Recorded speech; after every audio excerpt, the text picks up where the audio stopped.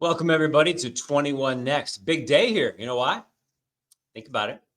It is January 21st. That is 21, and it is 21 Next. This is our day, everybody. As we get things going, it is day 2 of the Trump administration, and we are talking about something that he did yesterday to get things going. It is the January 6th pardons. We're also going to talk about voter registration and what happened in Lancaster County during the run up to the election. We're dealing with all this ice. We have a special report from Chief Meteorologist Tom Russell right from the Susquehanna. You're going to see how much ice is already there and what that could mean. And we're also going to get outside with Sarah Burns and find out how people are dealing with this cold inside and out. But I'm going to start with Fatima Moien. We found out it's nearly 100 different people from Pennsylvania among the January 6th pardons that were announced by now President Donald Trump, as he, in his first sweeping action, signed all of these executive orders in quick fashion, almost like a paintbrush, just going boop, boop, boop, boop, and got them all going.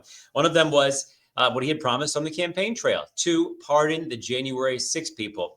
So we ran down one of these today and found out what this person maybe did, accused of doing, and how they feel about how this went down. Fatima, you take it from here. Right. So I had the chance to speak with Joseph Fisher, who's actually a Jonestown native. And he just explained to me a little bit about, that day and going out there and just his experience being led into the Capitol. He actually recalls having left the premises, but at some point went back in to get a picture, get a moment in time. He recalls it as a very historic day. And of course, I had to push back and ask him more questions about, this wasn't just like you strolled in. He actually called it, he referred to the Capitol obviously as, the federal building, but was like, you can go to your post office at any given time. That's not trespassing. And so we had a really interesting conversation about what that event means to many people. Obviously, following that event, what was he accused of? What was his actual crime that he was being accused of doing? So some of the charges included disorderly conduct, going into a federal building in a disorderly manner. He was kind of just in a crowd of folks. He recalls just going in, stepping in with his buddies. And he actually himself is a police officer from Lebanon County. And so he very much so was aware of the law and how, he doesn't recall breaking the law. That's kind of where our conversation led into. So to take it back a little further. So we're watching video of the most violent parts of the riots that day 4 years ago. And some people, met a lot of resistance on their way in, fought through police officers to get in. His scenario sounds different than that. Tell me what he said. He just recalls getting in there with no problems. He actually called it a very happy and wonderful day. Like I said, he was accompanied by a few of his friends. And so what he remembers is being able to get into the Capitol very easily. But at one point in time, he just remembers being stuck in there and having no way to go out. And he even told me that officers were like, hey, we're going to spray the crowd just so that we can try to calm people down. And he had many conversations with the officers there, like, brother, I'm one of you. That's what he called them, his brothers in blue. And so our conversation really comes back to, well, now you've been pardoned. How does this make you feel? Do you feel you deserve this? And he just, again, doesn't feel that he's guilty of anything there to the extent of the others. I want to take you back a little bit further from, the result of yesterday. Did you talk to him at all about this process, how long he's been waiting for a trial or hoping that Trump won to potentially get the pardon that he ended up getting? Take me through that waiting game, because for most people, that would be incredibly nerve-wracking and tough, not knowing what your future really is. Right. That was actually the most stressful part for him. He said that it was not fun going to court, being the highest court of the country. He actually went all the way up to the Supreme Court, and his case took him there because of just the gravity of him being a police officer and just what he had posted online that showed that he was clearly there in the premises. And so really, he broke down that definitely was the most nerve-wracking part. And now he's without a job, and he's just trying to be back to his normal self. Did he lose his job because of the allegations and being charged? Right, I asked him that, and he actually says he claims that he lost his job because he didn't ask for permission from his department before going out there, not necessarily for his participation on that day. Interesting. Did you talk to him about if he thought that everyone deserved pardons or not, depending on what they did that day? You say he's a police officer. I wonder how he feels about the people that attack police officers. That would be a different scenario than what he did.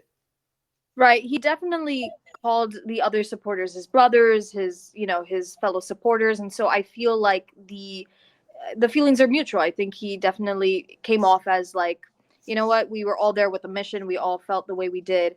And now we're, he's a walking free man. And so he just feels like all those with him now are free of what they did many, many years ago.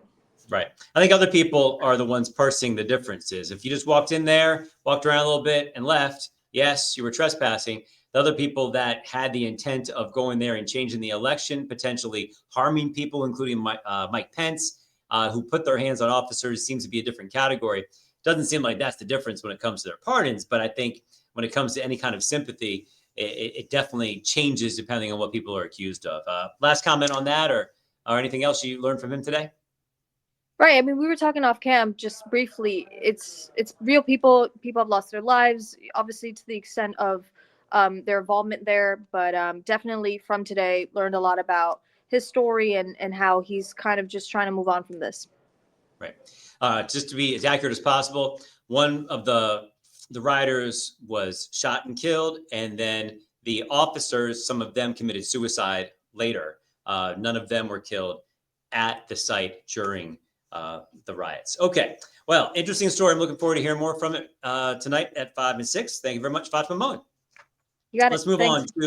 let's move on to something else that was controversial during the election run-up, right? It was voter registration. What is going on? Remember those more than a couple thousand registrations, potentially fraudulent ones, showed up in Lancaster County. This made national news. Different people, even the now president, Donald Trump, was saying, what's going on in Pennsylvania with these fraudulent applications? Well, we're learning a little more about it now. The district attorney there saying that they have moved this on after this spanned a number of different counties, moved it on to the Auditor General now of Pennsylvania. So, the Attorney General of Pennsylvania, who was just sworn in today, actually. So this is going to now move to the next level. This was 2,500 suspected fraudulent voter registrations.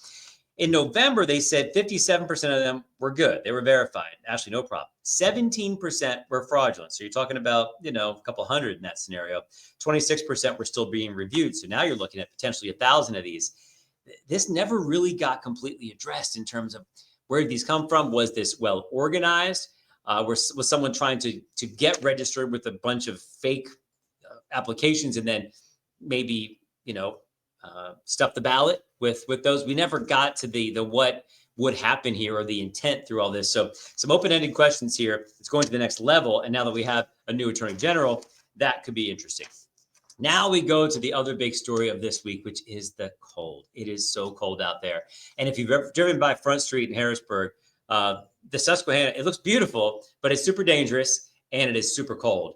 And the ice now has big chunks and it's starting to freeze. Still not safe to walk or anything. We're not talking about, that kind of thing, but it also has snow on top of it. A number of years ago, Chief Meteorologist Tom Russell went down there when it was starting to break up and move. It's not in that scenario yet. That might be in a couple of days from now. But right now, we wanted to send him down there and just look around at what he sees and what it actually is like right now. Kind of unprecedented. It hasn't been this cold for this long in a number of years. Here's what he came up with on the Susquehanna. I'm here on City Island in the middle of the Susquehanna to show you just how amazing river ice is. River ice is very different from, say, a frozen pond, where ice is static. It forms at the surface and then gets deeper as things get colder. River ice, on the other hand, is made up of chunks of ice that aggregate. These chunks ride up and over each other, and they form this thick crust, all while the river is still running underneath it. Now, river ice is pretty docile until things start to warm up. That's when river ice is on the move, and its force can take out anything in its path. We saw that with the Walnut Street Bridge in 1996. It can also cause ice jams, essentially a dam that causes flooding in its wake. And think about this. All the ice that's up in Wilkes-Barre and Scranton 100 miles away still has to flow through here as well. So river ice is amazing, and this is why it's more than meets the eye. Russell giving you a feel for what's happening. Think about that. Hundreds of miles away, that ice breaks up, has to go somewhere, comes down river, and if it gets stuck in one spot, all of those different results can happen. For those not on the river or dealing with that, it is still just super cold out there. Sarah Burns is going to join us right now, one of our bold reporters that goes outside and checks this stuff out. She's now in the warm car. What have you been working on today? Hey, Joel. Yeah, I'm in Lancaster all day today, speaking with people, actually workers who started working this morning around 2 a.m., 4:30, and they were out in those single digits, loading goods into Central Market. We had a couple of construction workers that were out, trying to move their equipment and things like that. And they were just telling me how incredibly bitterly cold it was. And you go inside, you warm up real quick, and you get back outside, and you would just freeze. It was brutal this morning. Yeah, life doesn't stop. A lot of people have to get to work or want to get food or get things, and so life moves on. You've dealt with some of this, but is this some of the coldest stuff you've had to work in? Honestly, I would say, yeah. I've had a pretty temperatures experiencing. I mean, when I lived in Texas for a couple of years, it got pretty cold down there. There's a couple different ways that the parts of the country handled freezes and things like Pennsylvania. We are pretty good at salting our roads, making sure that the ice stays off at least the main highways. In the city yesterday, if you drove city, you might have noticed that the snow was actually still packed into the ground, and that ice and the power of it to just like take a grip onto the roads is pretty strong. I also spoke with an auto technician today who told me that honestly the best advice is it's a given. You have to drive slowly. You have to make sure that you pull and don't tailgate anybody by any means, because that is just not necessary in icy conditions. You're stopping distance. You never really know. It might look like you said, kind of like something's melting, but that can actually be ice, and you don't know about that. Any other problems they're seeing with engines, or you hear that those electric cars have trouble in the cold weather as well? Are they seeing anything else because of the cold weather besides stopping distance, things like that?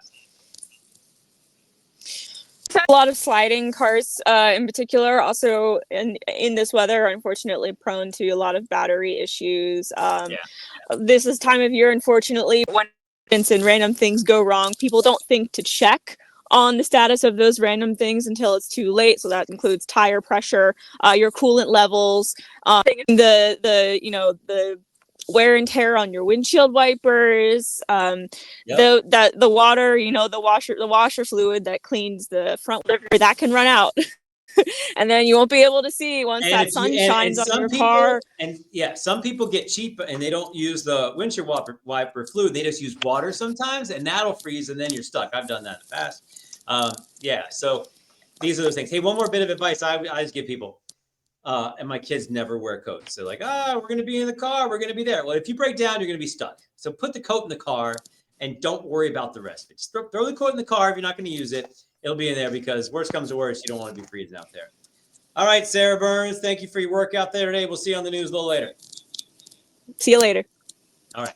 All right, everybody. Thanks for watching 21 Next on 21. 121. You watch 21 Next. That's a good thing for you. Maybe play some lottery numbers tonight. Tell me if you win. I'm Joel Dean, the place to be on 21 Next. Hope you had a good time and a great night. See ya.